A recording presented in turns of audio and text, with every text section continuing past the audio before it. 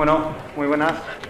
Habréis visto en el programa que estaba previsto que Ángel Luis Ucasas nos acompañara como presentador en esta charla. Lamentablemente no ha podido ser así, pero tenemos la enorme, extraordinaria suerte de que nos acompañe para presentar a Ana Bárbara Ayuso, que es periodista de Jotdown, que le ha hecho una pedazo de entrevista que vais a flipar y que veréis en breve en la revista. Y yo, que aquí no pinto más que ser traductor, como es lógico, me voy a callar ya y os dejo con estas dos fieras que son realmente increíbles.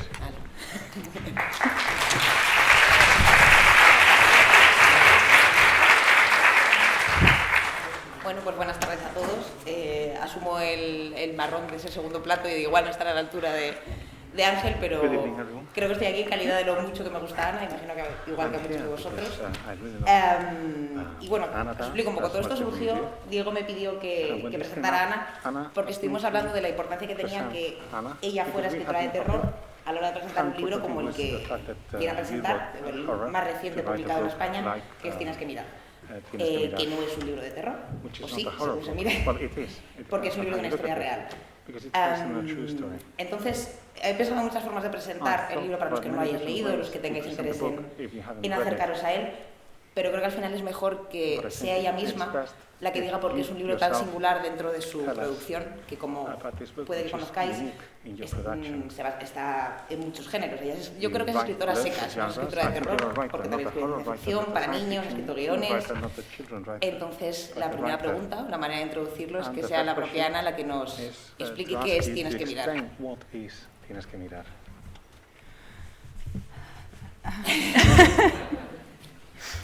All right. Normally I write science fiction or horror stories. I also write for kids, and maybe you even will have a chance to visit my next presentation, which would be much more funny, I hope. This Tienes que mirar, in English it is Look at Him, is my only non-fiction book. I call it a non-fiction novel. It is also a horror story in a way. It's a medical horror, and it is a story which happened to me. It's autobiographical. It happened several years ago. I'm totally okay now, but it's a story of how I had to terminate my pregnancy on late term due to fatal disorders incompatible with life, and it is about the rather cruel medical system in Russia, and about breaking social taboos, because it turned out to be the first book on this topic written in Russia, and there was a great scandal after it was published. Muy bien, pues muy buenas tardes. La verdad es que por lo general a mí se me conoce como autora de ciencia ficción, terror y de libros también infantiles. Quizás podáis acudir en un par de días a mi siguiente presentación, que será precisamente de colecciones infantiles, y os prometo que va a ser mucho más divertida. Pero hoy lo que nos trae aquí es Tienes que mirar, que en inglés se titulaba Look at Him, y es, entre toda mi producción, el único título de no ficción. Yo lo considero una novela de no ficción, y es una novela de terror, efectivamente, hasta cierto punto, de un terror médico. Es una historia, o el relato de una historia que me sucedió a mí, y es por tanto biográfica. Es algo que me ocurrió hace ya bastantes años, así que si lo habéis leído no os preocupéis, que estoy perfectamente, no hay ya ningún problema, pero se trata del relato de cómo tuve que solicitar que se pusiera fin a un embarazo mío cuando estaba en un estado avanzado de gestación, y este embarazo se interrumpió por trastornos fetales incompatibles con la vida. Todo lo que se cuenta en el libro es el relato de un sistema médico muy cruel, el sistema médico de la asistencia sanitaria rusa. Y lo que hice fue además destrozar toda una serie de tabúes y de temas que no se podían tratar en mi sociedad. Es el primer libro sobre este tema publicado en mi país y supuso un verdadero escándalo después de su publicación. Ana dice en la introducción del libro, en el primer capítulo, que el cambio fundamental es que ha pasado de escribir una ficción de terror a protagonizar, a ser víctima de una historia de terror. Me gustaría preguntarle si cree que los escritores que, aunque sean de ciencia ficción y transiten otros géneros, pero han escrito sobre terror, tienen más herramientas de alguna manera para afrontar cuando suceden cosas tan terribles como la que le sucedió en este libro.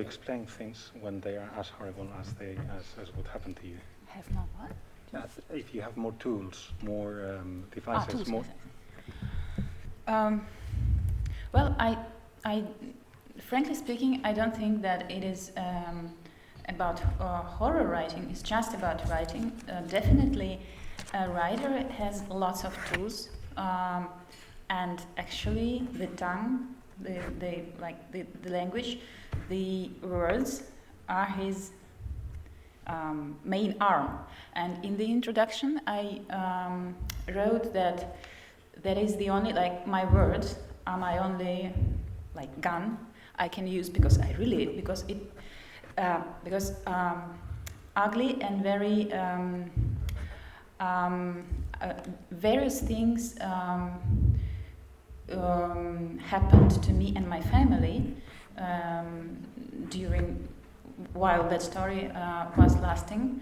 And from time to time, I really had a feeling that I need to kill someone. But as it was impossible to kill physically, I decided, all right, I'll kill this system by words. Bueno, pues...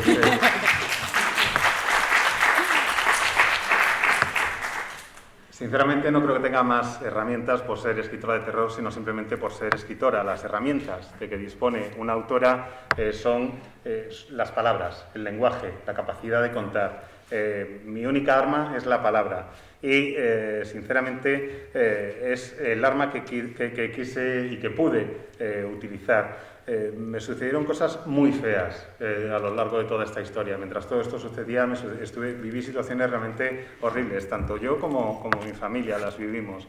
Y hubo momentos determinados en que sentí la necesidad física de matar a alguien.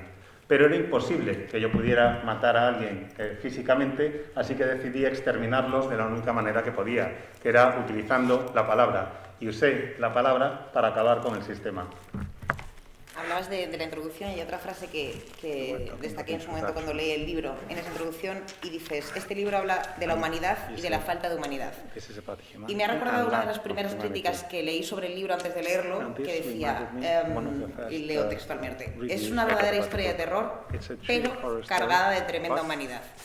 Te quiero preguntar por ese pero, esta manera de oponer la humanidad y el terror, como si el terror no pudiera ser un vehículo legítimo o posible para hablar de la humanidad. Is horror not a good tool to talk about humanity? Is horror not a good tool to talk about humanity? You just want to talk about horrors, right? Yes. Well, no, horror is a good stuff, actually, to talk about humanity. And also about compassion and empathy, which I talk about in this book. Because when you meet a monster, and it doesn't matter if this monster is it a sci-fi monster, or it is like an event in your life which is monstrous, or it is a doctor maybe who turns out to be a monster and says monstrous things.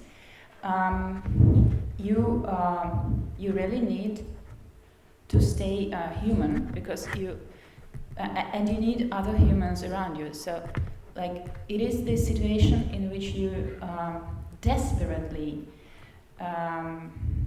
need a human attitude, so that you could conquer that monster, actually.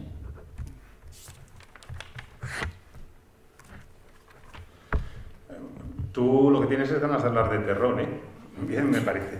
El punto de partida para hablar de la humanidad, sí, el terror puede ser un buen punto de partida para hablar acerca de lo que es la humanidad, pero también para hablar acerca de compasión, de empatía, Cuando conoces a un monstruo, cuando te topas con un monstruo, da igual que sea un monstruo salido de una historia de ciencia ficción, da igual que sea un suceso monstruoso que ocurre en tu vida, o da igual que sea un doctor, un médico, que resulta ser un monstruo que te dice cosas monstruosas. Lo que tienes que hacer es tratar de mantener tu propia humanidad viva. Necesitas rodearte de otros seres humanos, tenerlos alrededor. Y en estas situaciones necesitas actuar desesperadamente con la mayor humanidad posible, para poder así acabar con el monstruo y derrotarlo. Finally, when you are in a situation when you need to, when you see something really, when some horrors are happening to you, you start seeing the world like very white and black. So finally, I found myself maybe in a situation that I started, like distinguishing everyone I met during that situation, distinguishing maybe I would say to myself, that is a good person, that is a bad person, this person treats me with respect, this person doesn't, but actually it was kind of like, he's human, he's monster. Y una cosa más, cuando te encuentras en una situación tan aterradora como la que yo viví, pues empiezas a ver el mundo un poco más en términos casi de blanco y negro. Es una situación en la que te dices a ti misma cuando conoces a alguien, este me trata bien, este me trata mal. Esta persona me trata con respeto, esta persona no me trata con respeto. Y en el fondo, en realidad, lo que estás haciendo es decir, este es un ser humano y este es un monstruo. Iba a hacer otra pregunta sobre horror, pero voy a hacer una pausa en mitad, una pregunta de relajo.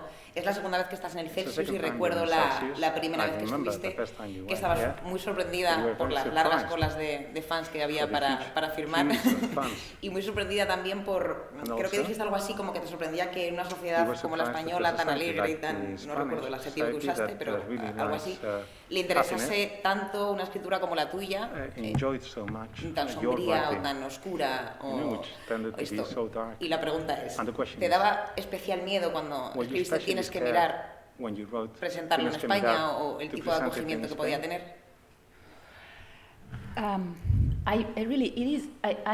I'm shocked for the second time. First time I was shocked when it turned out that Spanish we just like my very dark horror stories, because I thought like, guys, you're living near warm sea, you have good wines, cheese and everything. Why on earth do you need those demons like from Russia? That's extremely strange. Now not really now, but I had lots of attention from Spanish journalists after the book was translated and published in Spain. It was, a few months ago, and I started getting lots of questions from Spanish journalists. 2 of them came to Moscow to talk to me. And I was surprised, because again, why? Why someone in Spain would be interested in the story of my unfortunate pregnancy and very cruel Russian medical system? But then actually, a spoiler, I know the answer on the second question. Now you know the answer about to the second question. Like, I still don't understand a thing about why you like my horrors, but I understand why you are interested in this Tienes que mirar book. La verdad es que estoy igual de sorprendida que la primera vez.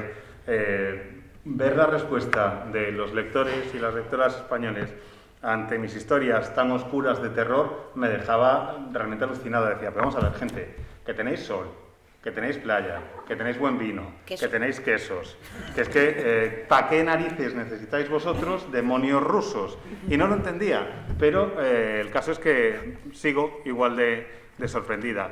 Me llamó también la atención que cuando se publicó Tienes que mirar, recibí muchísimas solicitudes de entrevista de periodistas españoles. Hubo mucha atención por parte de la prensa española. El libro se publicó en España hace unos meses y recibí un montón de preguntas. Incluso hubo 2 periodistas que se trasladaron a Moscú en persona para poder entrevistarme. Y yo estaba asombradísima y decía, pero ¿por qué?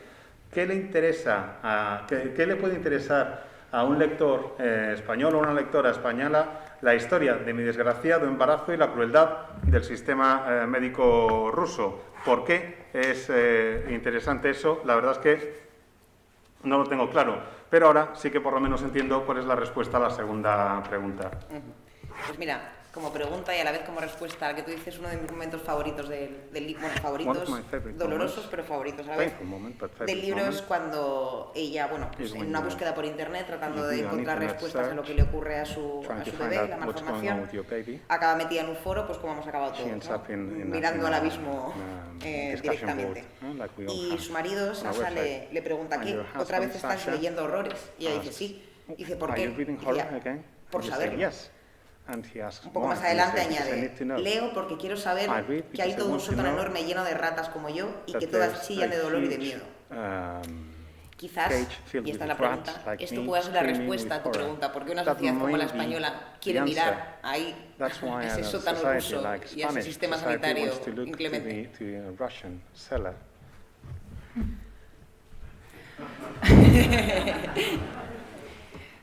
Well, anything is possible, but I don't actually think so. I don't think that is the reason for this interest.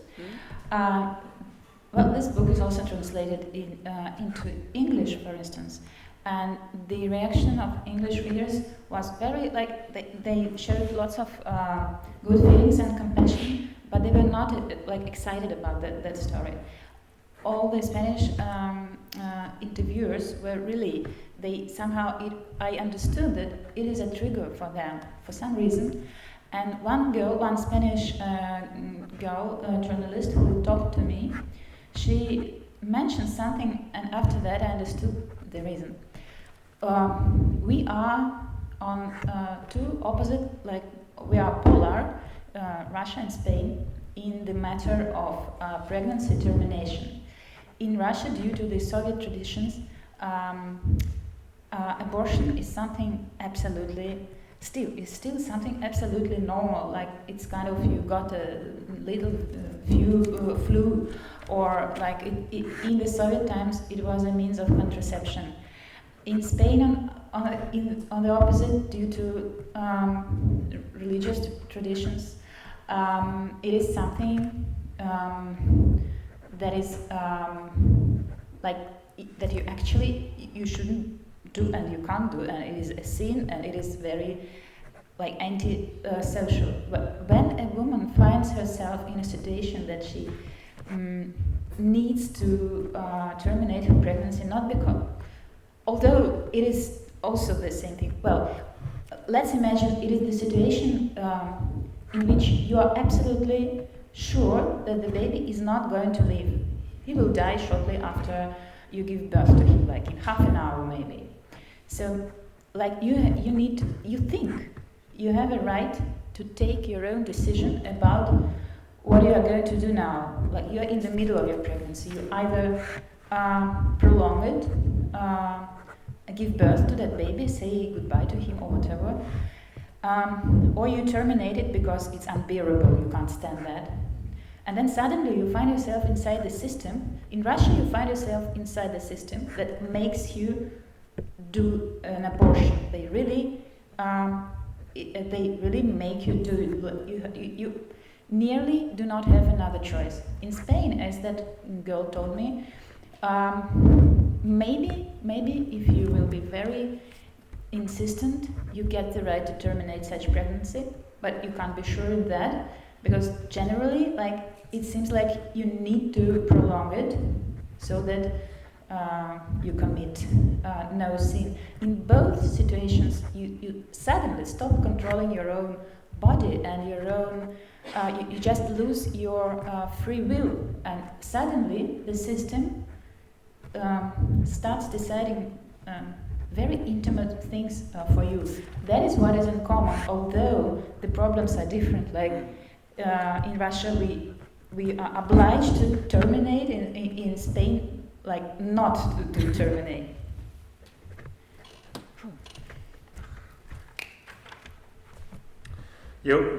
Todo es posible.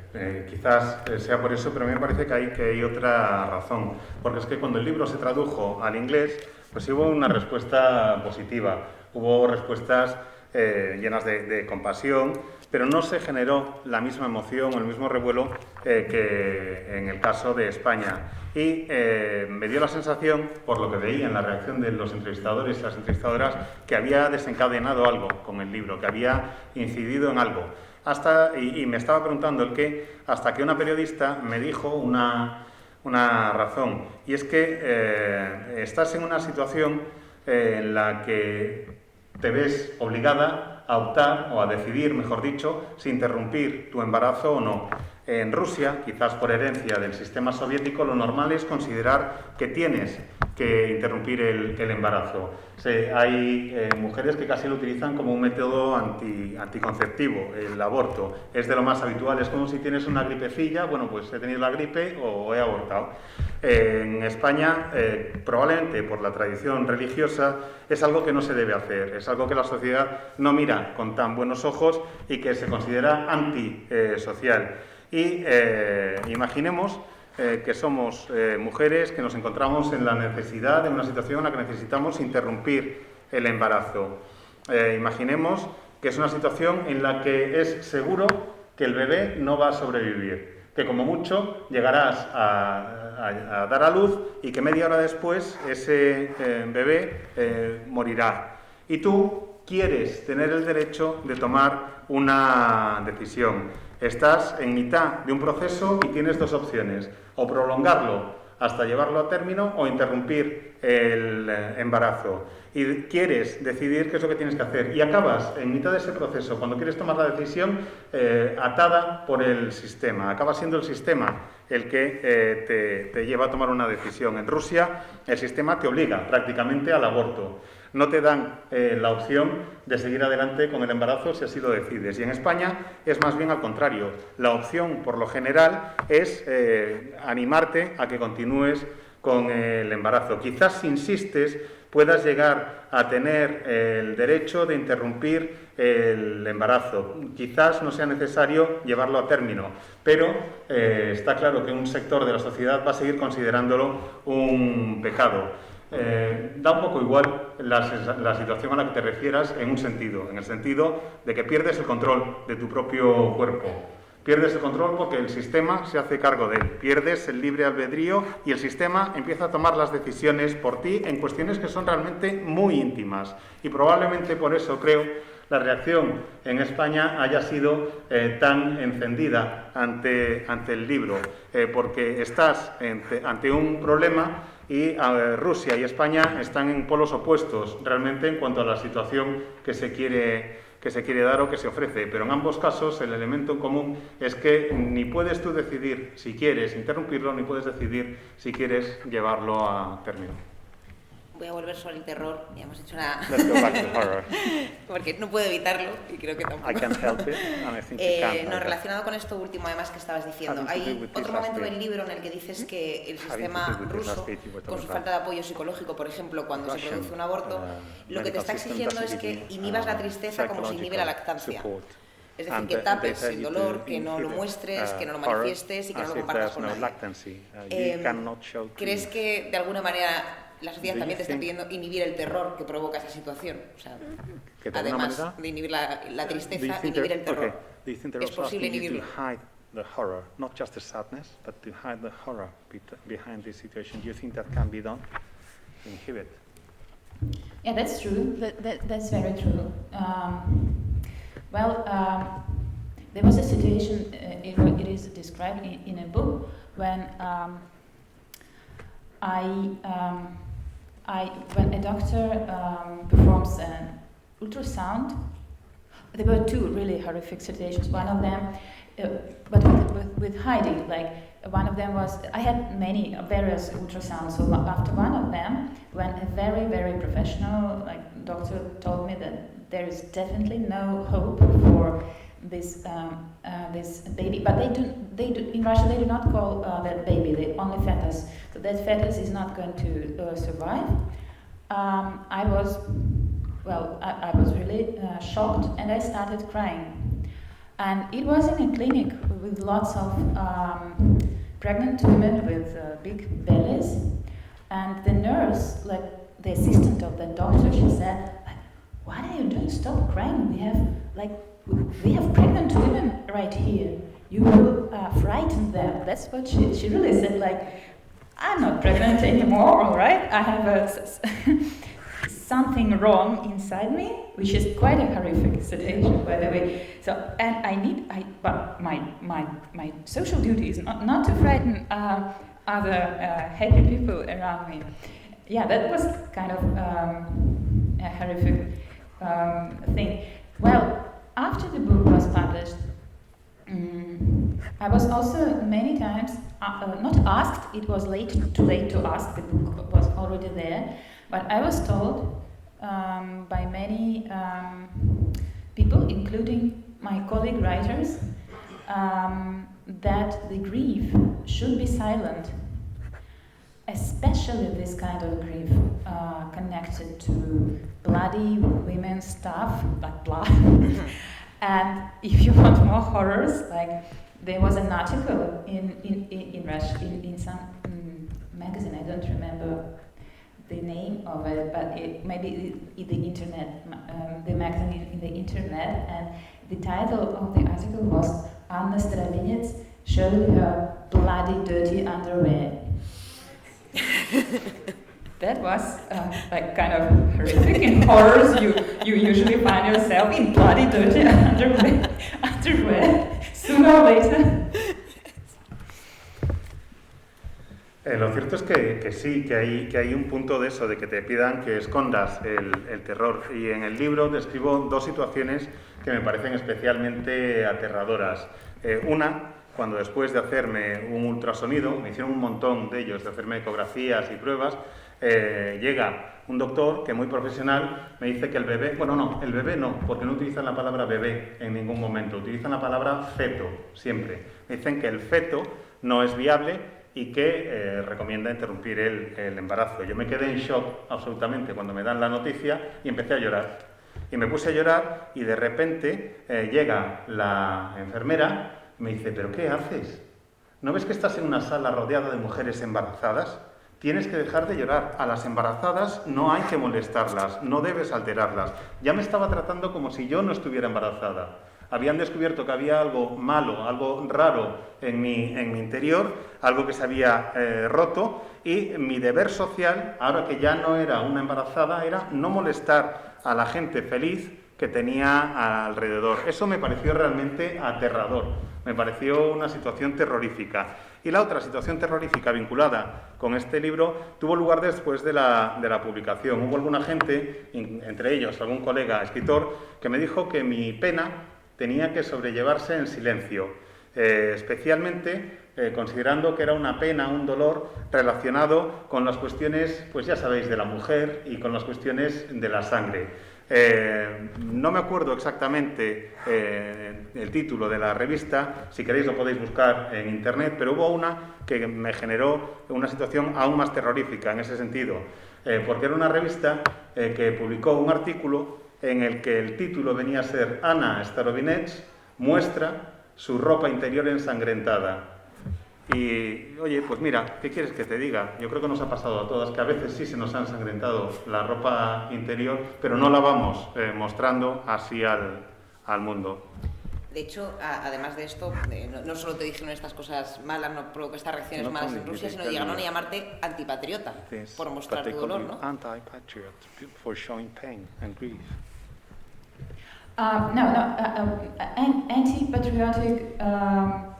They called me anti-patriotic, not for sharing grief. For sharing grief, they called me like a weak person.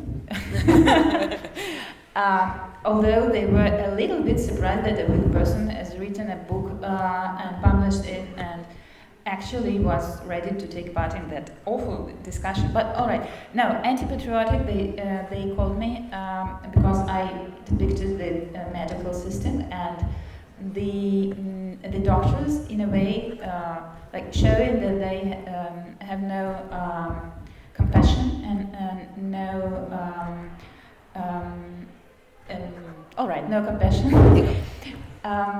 no empathy. Well, that's the word I was looking for, which is not true. Like because our doctors they are maybe rude, not maybe they are, normally they are rude if it's not a very, very expensive private clinic. They are maybe rude, but they are genius. They work for very small salaries.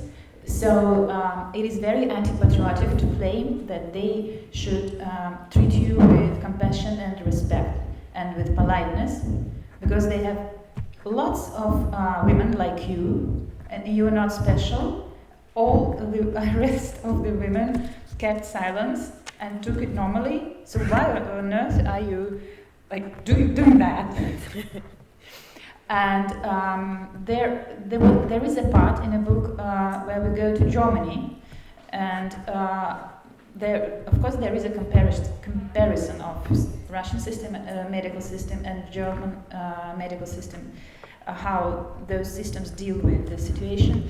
And so, as I actually liked the German way more, so I was accused of, loving West more than East. And then, if you like Germany that much, go to Germany. Something like that. It's normal for Russian, social discussion.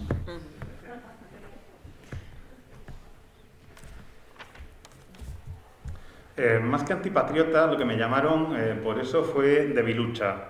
Me dijeron que era realmente pues, muy floja. Y al mismo tiempo les sorprendía que una persona tan floja como yo fuera capaz de escribir un libro sobre el tema, de publicarlo y estuviera dispuesta a entrar en una conversación, en un debate tan horrible. Me llamaron antipatriota por criticar a los médicos rusos, por decir que carecían de toda compasión o empatía. Y me decían que cómo se me ocurría a mí decir algo así, que no tenía en cuenta que claro que los médicos rusos podían ser maleducados porque eran genios y que hasta que quizás en alguna clínica muy cara no tuvieran que comportarse así, pero que son genios que trabajan por muy poco, que trabajan muchísimas horas por muy poco dinero y que lo de la compasión y el respeto y la educación y pedir que te trataran así, que a santo de qué, que si me creía que yo era especial, que por qué iba yo reclamando que me hicieran ese tipo de atención, que por qué no me estaba calladita como las demás y por qué era yo la única que respondía así, que si las otras lo aceptaban, porque yo